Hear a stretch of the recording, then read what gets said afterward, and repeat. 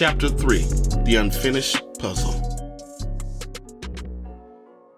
So much so that he's read our script, or written it, according to some, which is another conundrum for me, the all-knowing ability that some people perceive of God. Like, yeah, I get it. He knows the beginning because he was there, and he's definitely going to know the end because he'll be there as well. But to know the end to the T, now see, that's where I start to disbelieve. Because what this says to me is he knew Eve was going to grab that fruit. Just like he knew he was going to have to do what he was going to have to do. He knew he was going to have to serve up his son one day, leave him screaming to the sky like, "Why, Yahweh?" He sure didn't know. It was all because somebody was going to eat fruit a couple thousand years before that. No, Jesus did not know that, but God did. And when you think about it like that, if you're thinking about it like that, the first word that comes to my mind is sadistic. What? Talk about playing games, but taking it to the next level, sadistically. But see, that's not how I perceive God's all-knowing ability. No, for me, it's something more like this. Like, Sherlock, and I know he's a character, but he's a character based off someone. And to be honest with you, even if that's someone, there's multiple someones out there that have the ability, just like Sherlock, where they can read and study a person's patterns and behaviors and tell you if they're the killer, if they're not the killer, what they're going to do, how they're going to do it. They can't do it to a T because there's some variables that they can't account for. And the variable they can't account for is life. Life is so crazy. Life is so spontaneous. It'll throw all types of curveballs at you, just like... But see, imagine God like that, but times God, okay? Because not only does God got a front row seat into our lives, I mean, he puts the NSA to shame, don't need a camera or anything, just be looking down like, okay, I see you. Doing good for yourself, Gucci indeed. Keep doing you, playboy. So, boom, godly intuition. Boom, security abilities. Boom, what's the third top? Here's the third topping to that. And this is all I got. There's probably more than that, if we being honest. If I'm being honest, okay? But the third one is he's got a keen insight into the hearts and the minds of us as well. Something that no other person can grasp. He's got it all, baby. So yeah, he knows a lot. All-knowing indeed, but to the T of what they think? No, I don't think so. Yeah, he knows that Drunken Dan, the likelihood of something bad happening to him is high up there, but he don't know what exactly it's going to be. It could be anything. Drunken Dan can wrap his car around a tree or finally come home and beat his wife to death and get sent off to death row. He don't know that the tragedy that's going to happen is that one day Drunken Dan is going to be just driving crazy, enjoying his jams until he slams his car into a family van, killing all the occupants inside, except for one life, one of God's favorite children, Joe, a good old soul. And the reason why Joe is one of God's favorites is because Joe loves everyone else above himself. The whole community felt that blow. Even God himself, yo. It also hurt God to know that Joe didn't believe in him anymore. Not in the sense that he didn't believe he existed. Just in the sense that he had Joe's best interests. That night left a mark on Joe's heart. A mark that brought the light to the dark with just one spark. It began to grow and set them apart. Yes, God knows that bad things could happen to Joe in life, because life is spontaneous like that, okay? But the likelihood of something happening to him was slim to none compared to Drunken Dan.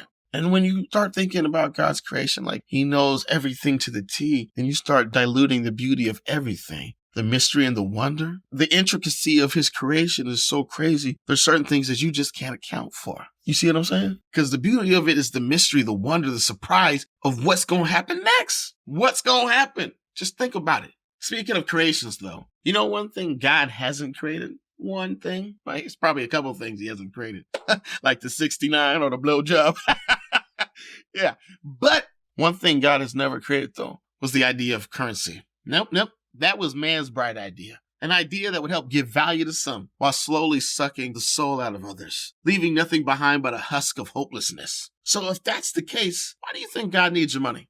Is it something as funny as having to pay off debts with the devil? He's up there playing games and sometimes the devil wins. He'll like, I did it again after the 113th time. I'm on a roll. I wouldn't say a roll, but I'm on a roll something. Now pay me up, man. And don't be giving me none of that heaven currency. I don't want money you can just pull at your ass. I want some of them human currency because I'm on this place now called Earth. I don't know if you heard of it. Fantastic spot. Great chances for me to get wild. You know what I'm saying? Just flex my style. So yes, I need some of that, preferably euros. You know, if you got Americans, so what? I'll take them. Whatever. And just one more thing before we settle up. Don't you dare try to hit me with that funny money, Playboy. I am not the one, okay? I got my man's here. He gonna check and make sure everything's on the up and up, okay? Better not be nothing fishy. None of that counterfeit. Better be coming straight from the pulpit. I got a reputation to uphold, okay? Pay up, baby. People are out there literally trying to pay their way into heaven through either money or just being the best boy and Girl Scout they can be. And of course, money. You can't forget the money, money, money. You cannot forget the money. It's a key essential ingredient to get there. Cha-ching. What's the point of earth if you're just going to end up in heaven anyways, right? Is it like a training process to see who's worthy enough to get to heaven? Because if so, it's definitely not a process that worked for Lucifer. Or maybe going to heaven was something God came up with after the rebellion? I don't know. It's like, we're feeling kind of light up here. We need some more bodies. You know what? Let's invite humans, but not just any humans. You know what I find also funny? I mean, it just makes me just laugh down from the bottom of my gut. Is when people tell me this one thing. Anyone can get into heaven. Anyone, you hear me? As long as they accept Jesus Christ into their hearts as their Lord and Savior and truly mean it. You hear me? Truly mean it. Oh, anyone, you say. What's so funny about that, man? Well, it's so funny because it makes me think of a story about a man named John. Who's John? John, he's a good guy. A guy that made his way to heaven. And he was out just living his best life. You know what I'm saying? Just enjoying every day until he saw a familiar face. What's wrong with the face? Well, the face was a face that had terrorized his neighborhood for many years, man. Oh, really? Yeah. And John, he's a little thrown back. He's like, what's going on here? I'm a little confused. I'm like, am I having a nightmare? I didn't think you could have nightmares in heaven. Or maybe I'm not even in heaven. Maybe I'm in a bad place and they've been tricking me with good stuff and now things start to go downhill. Oh my God, I thought I was a good guy. But no, calm down, John. There's none of that. To be honest with you, there's little stuff you don't know, details you don't know. I mean, you could ask the guy, but what happened? Well, see, I'll tell you what happened. Little does he know, John, no, you're still a good guy. This is heaven. No, what happened was this man that terrorized John's neighborhood for many years, who also happened to kill John's daughter and rape her as well. We don't want to forget those tidbits. He was just out there living his best life till, the law caught up to him. Justice finally came. Not for John's daughter, though. They never really found enough evidence to convict him on that. But they found other things to convict him on. And he was sent to prison. And as death started to slowly close in on him, boom, boom, boom, boom, boom. He got to thinking to himself, now that I'm thinking about it, just pondering for a second, I might not be that great of a guy. I might not actually get into heaven. I might go to the bad place. And I don't want to go to the bad place because I heard bad things about the bad place. There's nothing good about the bad place. That's why they call it the bad place. And I don't want to end up in the bad place. Oh my God, what am I going to do? But you know what? What? Luckily for him, he also heard there's a way out to escape such bad things. Oh, he did? Wait a minute. Yes, you know what it is. Oh no. Yes, he did. He found this beautiful nugget of jewel of information through a pastor. Can you guess who's pastor? God's pastor. Well, they're all God's pastor. But this specific pastor was John's pastor. Oh, no. Yes, oh, no, indeed. Can you believe that? John's pastor helped John's enemy get a ticket into that great life in the sky. But John's daughter's not here. Nope, she's not here. She coincidentally lost her faith in Jesus Christ right around the time she died. Go figure, right? And John's wife, sadly, she's not here because she took her life shortly after the tragedy that befell their daughter.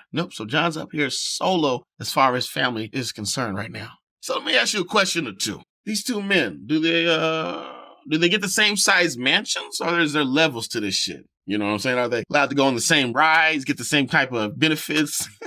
They both get wings. Question number 2. Does John harbor any negative feelings towards the guy?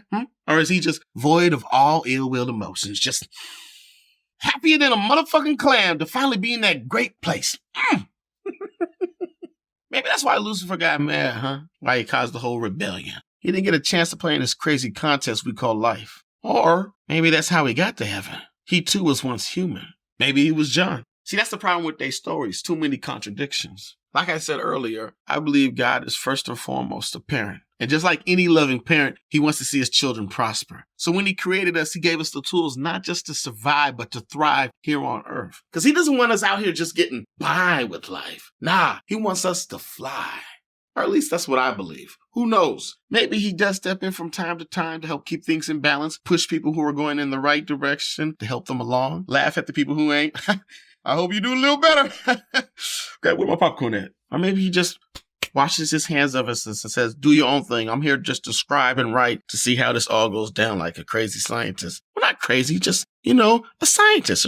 Just normal stuff. Who really knows? The point that I'm trying to make, though, is I believe he gave us everything we would need to have heaven right here, right now on earth. The problem is some people want it all to themselves, but we can change that, folks. We can change that indeed. All we need to do is start working together as one. Because you see, God's creation wasn't 7 billion different pieces, but it was one, just one puzzle. We out here not seeing the true vision, the true beauty of God's creation because we living in an unfinished puzzle. The pieces are scattered everywhere. Yes, we're different. We always gonna have some different opinions, but differences is what make us special while also bringing something unique to the table. You hear what I'm saying? You digging it? Let me ask you a question. Why do some supposed men of God, aka pastors, be living comfortably with big houses and fancy cars, while their subjects, their people, are starving and suffering in the street?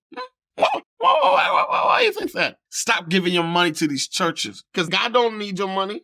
You do. And the less unfortunate around you, especially when we're living in a world where currency runs everything. Do you hear me? Everything. God don't need your money, your loyalty, your respect, your fear, or your motherfucking power. He needs nothing from us because he is God, okay? Do you not grasp that? What he does want, though, is for us all to get along. But he can't make us because, again, he gave us free will. He can't make the Jews play nice with the Iranians more than he can make the white men love or respect the black people, etc., etc., etc., etc. What he can do is just wish for the best and hope that we learn. And how do we learn? By making a change. By stop playing the game. Because we ain't ever going to win if we keep playing games. We're going to keep getting lost. Further and further down the rabbit hole we going to go. Alice ain't in the Wonderland. We's in the Wonderland, folks.